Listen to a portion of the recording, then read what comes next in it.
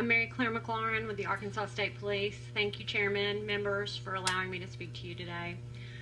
The problem we have with this bill is essentially that it is very vague. It allows people to carry under the laws of the state of Arkansas and the United States Constitution, but as Representative Pilkington just said, there is a lack of clarification about those laws.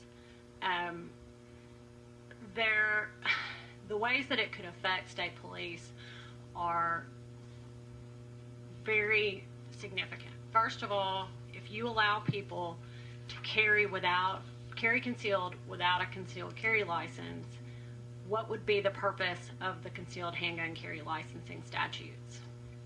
I believe many of you have probably been in other committees when you've heard people testify. Those statutes were implemented in 1995.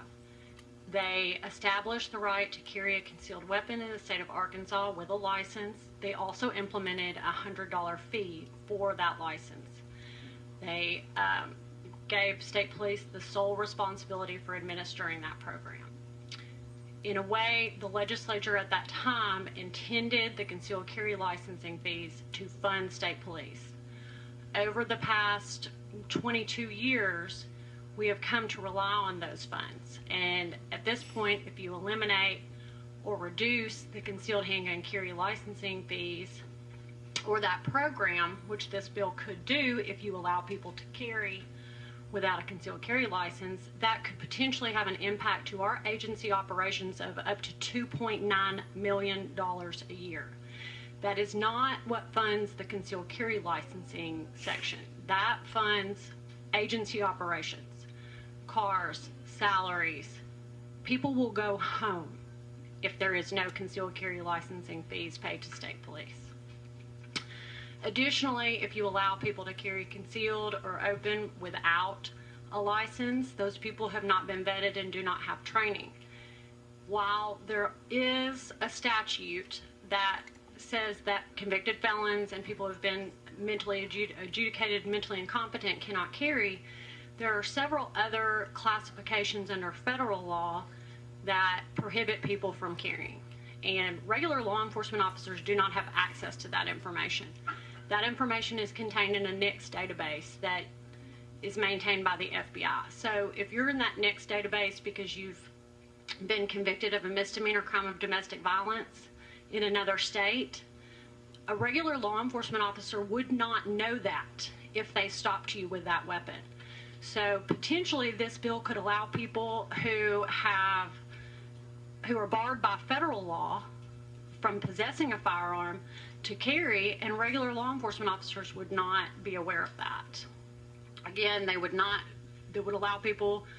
I know there's a lot of debate in this committee among representatives, among senators, among people who are probably here to testify for or against this bill or any of these other bills about the level of training and background that people should undergo to carry in public. But as it is right now, to carry concealed, in the Attorney General opinion that addressed Act 746, you must have a concealed carry license. And with that concealed carry license, you are trained on Arkansas rules of self-defense. You're trained on the Arkansas law. If you are arrested for drug offenses or alcohol-related offenses with a weapon or crimes of violence, your concealed carry license can be revoked or suspended. If you do not have those checks and that training on Arkansas law, then you will have people carrying concealed without training or background.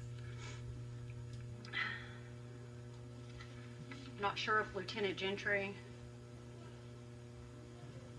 You recognize if you'd like to make further comment. Thank you. I'm Lieutenant Cora Gentry. I supervise the Arkansas State Police Concealed Handgun Carry License section.